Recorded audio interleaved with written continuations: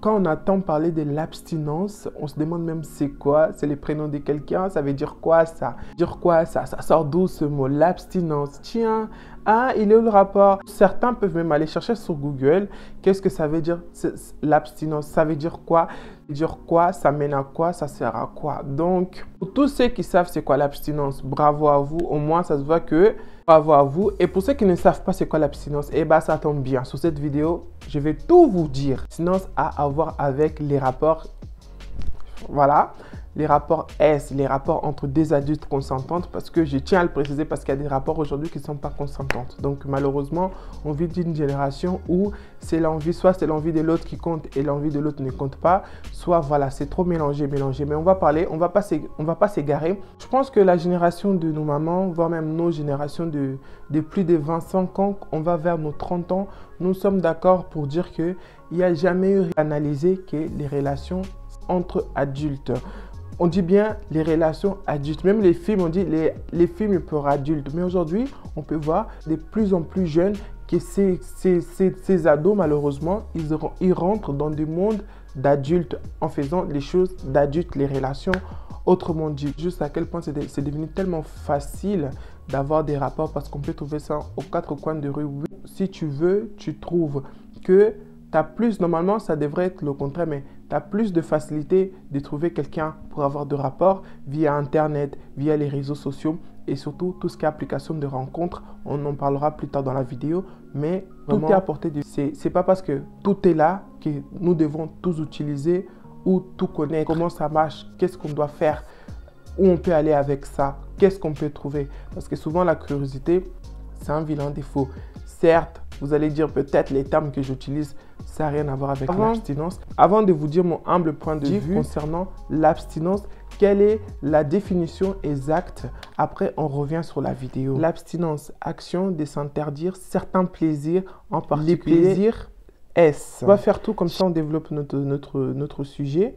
Quels sont les effets de l'abstinence? En effet, chez l'homme comme chez la femme, l'abstinence incite une baisse de la libido et n'est pas coutume. L'abstinence peut être une très bonne chose pour votre corps. En effet, sans S, vous êtes quasiment à l'abri d'une potentielle maladie S transmissible.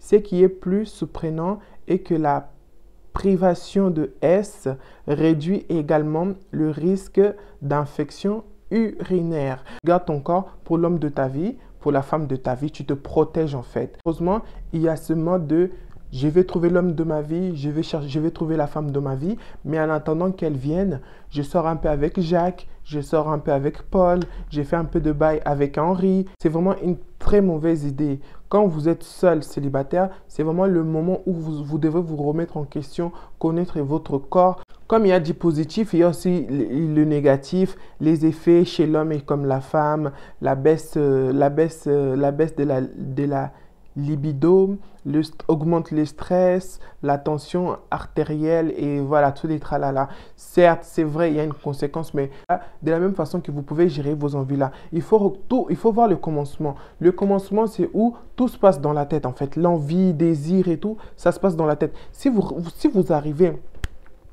tu arrives à maîtriser tes pensées, à maîtriser tes désirs, franchement, tu pourras te conserver. C'est comme les gens qui arrêtent de fumer, c'est comme les gens qui arrêtent la drogue. Tout a un début en fait, tout a un début. Et ça, c'est même pas pour les autres que tu dois prendre cette décision. C'est même pas pour telle personne, non, c'est pour toi en fait. C'est pour toi. Et en tant que femme, je m'adresse plus aux femmes. Après, s'il y a des hommes qui vont regarder cette vidéo, il n'y a pas de souci. Tous tomber sous des micro-trottoirs, des plusieurs questions auxquelles où les gens, quelqu'un posait des questions aux gens et les gens répondent et tout. Avant, c'était quelle est votre marque préférée, c'était vraiment des questions basiques. Mais là, on arrive de plus en plus, quelle est votre position, combien de gars, voilà. Moi, ce qui m'a choqué, c'est combien de gars tu as connu. C'était un mec qui posait des questions spécifiquement aux filles. Il demandait combien de gars, des garçons, d'hommes tu as connu dans ta vie. Et les questions, c'était juste incroyable. Et comme d'habitude, de toute façon, tout ce qui concerne la femme, les femmes, les gens qui répondaient, ils se sont fait lyncher. Ils ont droit, en fait, ils ont droit de dire la vérité et d'assumer, c'est bien. Mais il faut savoir aussi, il y a une conséquence. C'est pas normal pour moi, en tout cas, en tant que femme. S'il y a un aspect qu'une femme doit savoir maîtriser plus que tout, c'est sa culotte. Tu peux pas être une femme qui ne sait pas maîtriser ta culotte selon tes envies. C'est pour ça qu'on entend des histoires. J'ai sorti avec mon beau-frère, j'ai sorti avec le pasteur, j'ai sorti avec mon oncle, parce que je l'ai vu, je sais ça. Il faut savoir se maîtriser. Tout ça, franchement. Après, j'accuse pas la sorcellerie, il y a tout ce que vous voulez, mais franchement, de base, pour moi, c'est vraiment la tête, en fait. Si tu vois, bizarrement, si on vous montre un grand porc, j'ai même pas d'exemple, un gros mec qui n'a pas un mec laid, bizarre comme ça, nu, ça va pas vous exciter, vous allez rester neutre parce que vous avez arrangé votre cerveau à ne pas aimer des hommes comme ça. Mais si on met devant vous Jordan B, George Clooney, Idris Alba ou des mecs un peu baraqués et tout, automatiquement, vos sens vont s'élever. Pourquoi? Parce que vos yeux, ils ont envoyé une alerte à votre cerveau et votre cerveau a commencé à remuer les choses du corps. Franchement, l'abstinence, c'est bien beau de conseiller, de dire que les filles, faites attention à vous, ne couchez pas avec tout le monde, protégez-vous et tout, préservez-vous pour votre mari. Surtout, au-delà de ça, en vrai, c'est la maîtrise de soi. C'est la maîtrise de soi. Je sais que il y a des filles même, depuis qu'ils ont commencé ces affaires de sortir avec des garçons ou de mecs, ils savent même pas c'est quoi en fait. Ils savent que si mon corps me demande, si j'ai envie, je peux trouver sur Snapchat, je peux trouver sur Tinder, je peux trouver sur les réseaux sociaux. Ils savent même pas qu'est-ce que ça veut dire que c'est pas parce que mon corps il a envie que je dois faire. Non, des fois ça t'arrive, ma belle, pose-toi des questions. Parce que l'abstinence là, c'est quelque chose, au moins sur 100% des femmes, 20% des femmes qui arrive à gérer ces côtés-là. Parce que c'est pas toute femme qui va dire non à un homme. C'est pas toute femme. Même les femmes mariées. Donc, dans les cadres de mariage, même, on n'a pas besoin.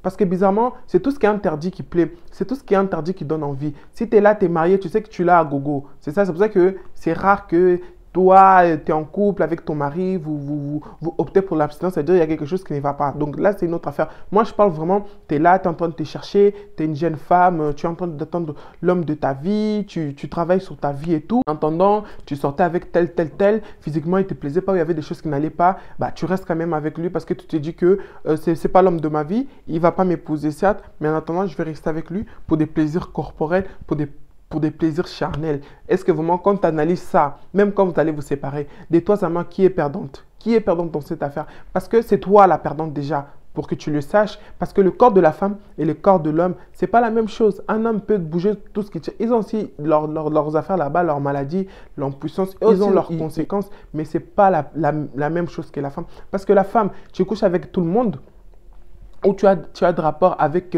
qui veut de toi ou qui tu veux, c'est bien beau. Mais n'oublie pas, déjà, parlons même pas niveau sexuel, mais niveau de poisse. Je n'ai pas trouvé les termes, mais niveau de poisse.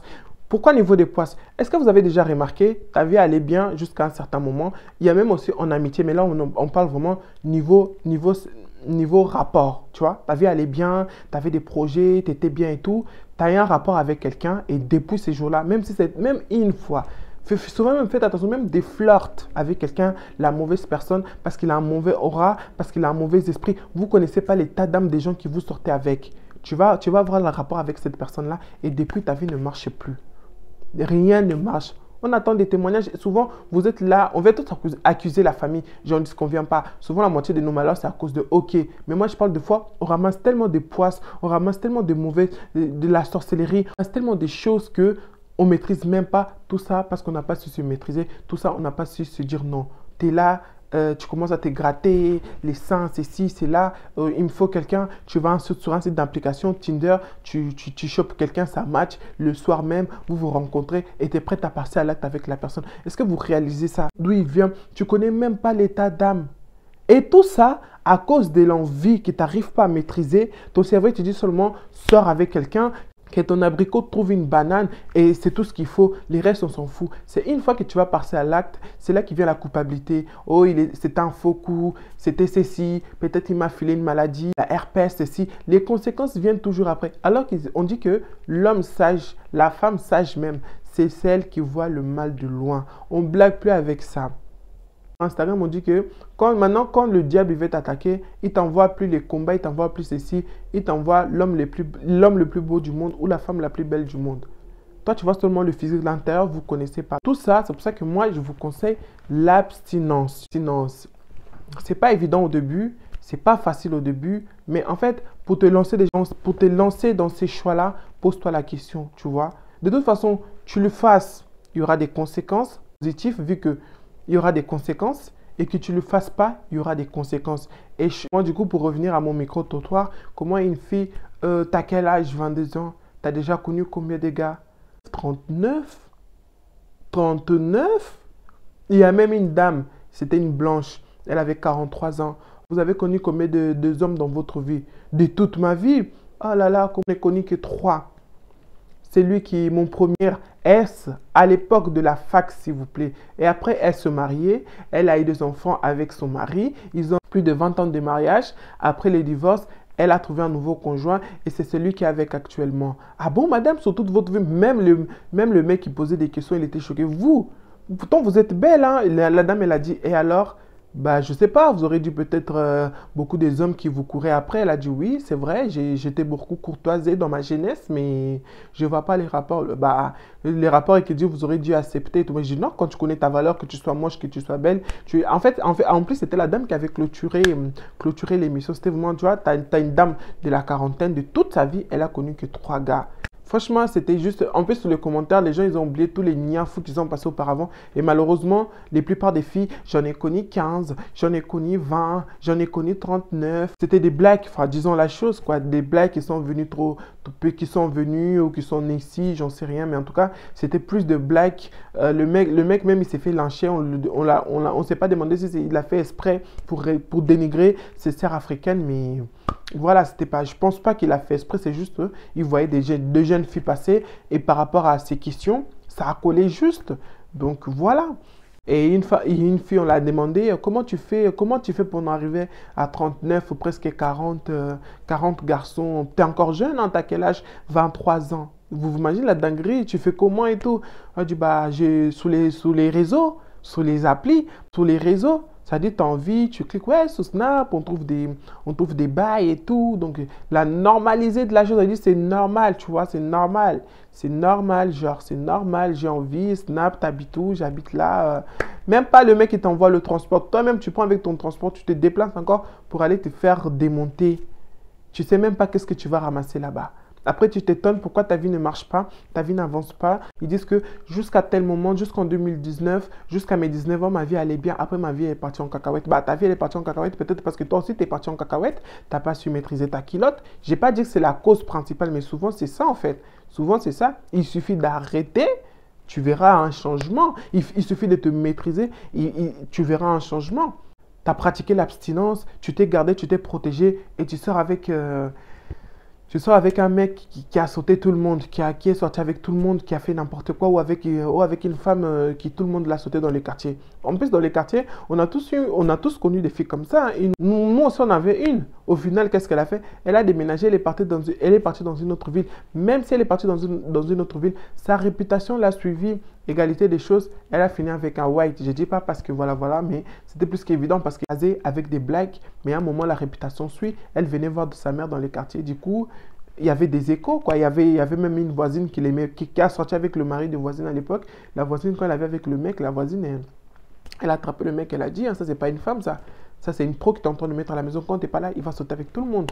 Donc, ce que vous faites aujourd'hui, parce que vous êtes jeune, parce que vous êtes belle, parce que vous avez fesses, parce que vous avez sein, sache que ça va vous suivre jusqu'au restant de votre vie. Autant, si vous chopez pas des maladies, si vous chopez pas des infections, si vous ne chopez pas la poisse, spirituellement parlant, est-ce que vous voulez que je détaille spirituellement parlant? Des esprits, des fois vous couchez avec des personnes qui sont décédées, vous ne savez même pas. Demandez des états d'âme aux personnes auxquelles vous sortez avec. Là, je dis même dans le cas des sorties, mais un coup d'asseoir, est-ce que tu auras le temps de demander à Dieu l'état d'âme d'un coup d'asseoir alors que ce que tu es en train d'aller faire même, on appelle ça péché, on appelle ça l'impudicité, on appelle ça la fornication. L'abstinence, c'est tout simplement de ne pas coucher avec n'importe qui ou de ne pas coucher avec qui que ce soit tout court. Certains hommes et avec certaines femmes, franchement, l'abstinence, c'est d'éviter. L'abstinence, c'est d'arrêter. L'abstinence, c'est de refuser de coucher avec tout le monde. La Bible nous dit, quand vous avez des rapports avec quelqu'un, vous faites un seul chair. Donc, c'est trop grave. Donc, pourquoi l'abstinence? Essayez déjà de voir l'acte autrement que le plaisir de 5 secondes, l'envie qui va durer 1 minute maximum. Tu vois, ça veut dire que tu peux gâcher ta vie à cause d'1 minute de plaisir. C'est-à-dire que tu te conserves, tu te protèges pour la bonne personne. Et si tu veux vraiment la bonne personne, même si tu crois en rien, l'Éternel Dieu va t'aider à trouver l'homme qu'il te faut, la femme qu'il te faut. Parce que rien n'arrive pour rien. C'est pour ça que la plupart des filles qui couchent avec tout le monde là, comment ils finissent? Jusqu'à tellement il sait qu'il a merdé, c'est encore eux qui arrivent à choper un homme qui est amoureuse d'elle. Bien sûr, le mec ne veut pas l'épouser. C'est elle encore qui donne l'argent aux... Souvent, c'est les filles qui font des choses comme ça. C'est elle encore qui donne l'argent à l'homme de l'épouser. Abonne-toi. Et aussi, je vais partager avec vous des bons témoignages. J'avais vu un couple qui a témoigné avant leur mariage, justement. Voilà. Ça ne savait même pas quand tu connais peut-être l'homme de ta vie qui est obligé de passer à l'acte avec lui. On a vécu dans l'abstinence pendant 4 ans et demi de relation pour notre mariage. Bien sûr que on a vécu 4 ans et demi dans l'abstinence avant notre mariage. Bien sûr qu'on s'est jamais posé la question si ça allait matcher à ce niveau-là. Ouais. On savait que ça allait le faire et on a eu tort. Ok. On a vécu 4 ans et demi de l'abstinence. Bien sûr que ça valait le coup d'attendre parce que t'es mal matos. En plus, j'allais dire quoi? J'allais dire, on a vécu 4 ans et demi d'abstinence. Bien sûr que c'était dur pour lui. Regardez la bouffe qu'il a en face de lui. On a vécu 4 ans et demi de relation dans l'abstinence avant le mariage. Bien sûr qu'on a eu le temps de faire absolument tous les musées de Paris et toutes les activités et qu'on se connaissait très bien. On a vécu 4 ans et demi dans le salon. Bien sûr que tu viens de prendre ma phrase et du coup j'ai plus rien. Tu mens? Je rigole. On a vécu 4 ans et demi de relation jusqu'au mariage. Bien sûr que personne ne me croit quand je le dis. Et ceux qui me croient, ils pensent que je suis un surhomme. On a vécu 4 ans et demi d'abstinence avant le mariage. Bien sûr que j'ai l'impression des fois qu'on est des ovnis. Et c'est un peu un flex en vrai. Parce que j'ai l'impression que c'est super rare au final. Dites-nous, hein. Ouais, dites-nous. On a vécu 4 ans et demi dans l'abstinence. Bien sûr qu'aujourd'hui on est mariés, mais si c'était à refaire, je referais exactement la même chose. Ouais, franchement, moi non plus, je regarde pas. On a vécu 4 ans et demi dans l'abstinence avant notre mariage. Bien sûr que vers la fin, personnellement, je pète un câble. Et j'ai même envoyé une vidéo en pleurant à l'une de mes meilleures potes. Et elle s'est moquée de moi. On a vécu 4 ans et demi dans l'abstinence. Bien sûr que c'est pas évident tous les jours. Bien sûr que c'est dur. Mais on n'est pas mort. Mais on n'est pas mort. Genre, c'est faisable. Ouais, c'est faisable. On a vécu 4 ans et demi dans l'abstinence avant notre mariage. Bien sûr qu'en tant que femme, c'est incroyable parce que tu dis que la personne en face de toi t'aime vraiment pour ce que tu es et pas juste pour ton corps. On a vécu 4 ans et demi dans l'abstinence avant notre mariage. Bien sûr que je sais qu'en commentaire, il y aura des gens qui vont dire que c'est des pratiques du Moyen-Âge. Voilà, je vous laisse la vidéo. Vous avez vu, vous avez entendu. Donc voilà, c'est encore faisable, je vois. Rien n'est impossible. Tout commence de là. Tout commence de là. Tout commence de là. Donc si eux, ils ont pu le faire, si moi, j'ai pu le faire, non, si moi, je l'ai fait même. Bref, là n'est pas la question. On va rester concentré. J'ai pas quelqu'un, je vais pas m'amuser à coucher avec toute la planète. Excuse-moi, en fait. Excuse-moi. J'ai pas envie de porter la poisse à mon futur mari. J'ai pas envie de porter la poisse à ma famille. J'ai pas envie de ramener des maladies à mes enfants. Les gens qui le font, qui couchent avec tout le monde, qui ont des rapports avec tout le monde et ils sont là en mode ouais non mais j'ai jamais ramené des maladies avec... Non, là c'est votre problème. Mais en vrai, il y aura toujours des conséquences. Il y aura toujours des conséquences. Donc abonne-toi, regardez leur passé. Parce que toi, tu peux pas être une fille, tu as toujours été carré, même si tu n'es pas croyante, tu as toujours mené ta vie dans la droiture, beaucoup de choses et le malheur t'arrive. Souvent, pourquoi certains chrétiens, certains croyants disent que les gens qui ne prient pas, leur vie va bien et moi qui crois en Dieu, moi qui prie, ma vie va mal. Parce que souvent, ce n'est même pas question de croire ou de ne pas croire. Souvent, c'est juste t'amènes ta vie. Quels sont tes principes? Quelles sont tes règles? Qu'est-ce que tu as mis en place pour éviter de faire certaines choses? Souvent, c'est ça qui fait que notre vie, elle marche. Et notre vie, pendant les périodes des fiançailles, de la dot et tout, il faut se préserver. C'est pas pour rien. Donc, il y a des règles qui ont été là depuis notre naissance. Malheureusement, nous, on est dans une génération, ils veulent faire tout vite. Vous découvrez, vous avez des rapports de toutes les façons, de toutes les manières et de toutes les positions possibles. Après, vous voulez vous marier. Après, dans les mariages, il n'y a plus rien à découvrir. Il fallait attendre plus de mystère et il n'y a plus rien. Après, vous vous étonnez que ça marche pas. Donc, cette vidéo, c'est peut-être pour t'alerter, toi, qui s'est posé peut-être pas la question. Tu suivais seulement le mouvement de la nouvelle génération. Tu voulais aussi vivre comme tu vois les copines faire, comme tu vois les connaissances faire, comme tu vois les filles des réseaux sociaux le faire. Mais je te dis, ma belle, c'est pas normal. C'est pas normal. C'est pas parce que tout le monde va, toi aussi tu dois aller. Peut-être il y a un gros truc qui est devant là-bas. Tu risques de tomber et de regretter amèrement. Fais ta différence avec tes principes. Les décisions, les principes, c'est personnel. Exemple, j'ai jamais mis les pieds dans une boîte de nuit. quand j'étais en Afrique, les gens ils ont dit ouais, en Afrique t'as jamais été en boîte de nuit parce que t'as jamais eu l'occasion, tu étais trop petite. Si, j'ai eu l'occasion parce que je faisais pas mon âge et tout, et j'aurais pu mentir ou m'encruster avec mes grandes soeurs, avec mes amis de l'époque, mais l'opportunité, j'ai dit non, ça m'intéresse toujours pas, tu vois. Si j'ai tenu tout ce temps où que tout le monde le fait, tout le monde fume drogue, chicha, boîte de nuit, tout ce que vous voulez, je ne l'ai pas fait quand j'ai eu l'occasion. Maintenant que j'ai l'occasion, ça va me rapporter quoi? Ils ont insisté, ils ont tellement insisté limite pendant un mois parce que c'était les mois de mon anniversaire et tout. Je me suis dit, ok, allez en boîte de nuit d'Éternel, il n'y a pas de souci. Ça va m'apporter quoi? Quelles sont les choses qui se passent là-bas? Il y a de l'alcool, il y a de la danse et tout. Bon, déjà, je ne bois pas. La musique, je peux le mettre chez moi. Donc, tout ce que la boîte... quelque chose qu'on appelle boîte de nuit. Moi, ça m'a toujours paru bizarre. Ça m'a jamais inspiré, même quand j'étais pas encore bien rentré dans les choses de Dieu. Ça m'a jamais parlé. Donc, moi, aujourd'hui, j'ai jamais été dans la boîte de nuit. Souvent, même au travail, j'avais dit ça aussi. Ils se sont manqués parce que pour eux, c'était la honte, c'était une vieille meuf. Bon, j'accepte d'être une vieille meuf si ça protège, si ça correspond à mon intégrité, à l'éducation que mon père m'a donnée. Bah, je suis une vieille meuf, il n'y a pas de souci. Donc, soyez focus, forgez-vous et restez quoi, même restez digne, restez intègre. Même si on va se moquer de vous, on va vous regarder de haut, on va vous trouver bizarre, c'est pas grave. C'est comme tu as les filles de 16 ans, 14 ans, de 15 ans ou même plus, que j'ai pas encore connu d'homme, on se moque d'elles. Ah bah oui, bah je te vois flirter avec Florian, et ça il va pas dire non, tu sais les mecs ils attendent que ça, hein. Mais c'est quoi ça? Protégez-vous les filles, ne couchez pas avec tout le monde et n'importe quoi parce que vous n'avez même pas des conséquences. Et une des conséquences aussi que j'ai oublié de parler, c'est des enfants. Oui, des enfants, il faut en parler parce que il faut qu'on soit un peu dans les dénis que tous les enfants sont des enfants désirés, sont des enfants voulus. Non, si c'était le cas, il n'y aurait pas des femmes qui naissent, qui mettent au monde sur X, tellement l'enfant, elle était conçue dans des situations mystérieuses que la femme au moins, elle n'a pas enlevé, sans oublier celles qu'ils enlèvent, celles qui vont faire les IVG. Donc tout ça à cause de quoi? À cause de rapport. Donc il y a des conséquences.